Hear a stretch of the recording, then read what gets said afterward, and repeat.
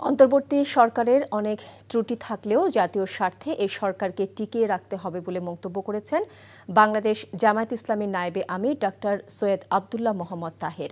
বিকেলে রাজধানীর diploma engineers ইনস্টিটিউশনে ঢাকাস্থ Patuakhali ফোরামের এক প্রীতি সমাবেশে একথা বলেন তিনি। ডাক্তার তাহের বলেন, অন্তর্বর্তী সরকারের অধীনে একটি সুষ্ঠু ও নিরপেক্ষ নির্বাচন আমাদের সবার চাওয়া। এর জন্য সবাইকে সহযোগিতা করতে হবে। নির্বাচনের সুস্পষ্ট রোডম্যাপ ঘোষণার দাবি জানিয়ে তিনি বলেন, রাজনৈতিক দলগুলোর বিশ্বাসের ঘাটতি দেখা যাচ্ছে। নির্বাচন ও সংস্কারের সুস্পষ্ট রোডম্যাপ ঘোষণা করলে সবার সন্দেহ সংশয় কেটে যাবে।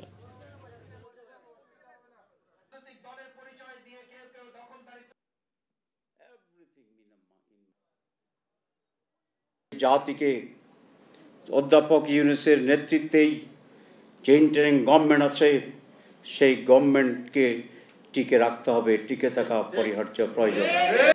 নির্বাচনের ব্যাপারে বলেছিলেন যে ডিসেম্বর থেকে জুনের ভিতরে আপনি নির্বাচন করবেন। আমরা আজকে স্পষ্ট বলতে চাই, এই সময়ের ভিতরে আপনি সুস্পষ্টভাবে একটি নির্বাচনের রোডম্যাপ ঘোষণা করুন। এই ঈদে জামা জুতো অ্যাক্সেসরিজের ডিসকাউন্ট।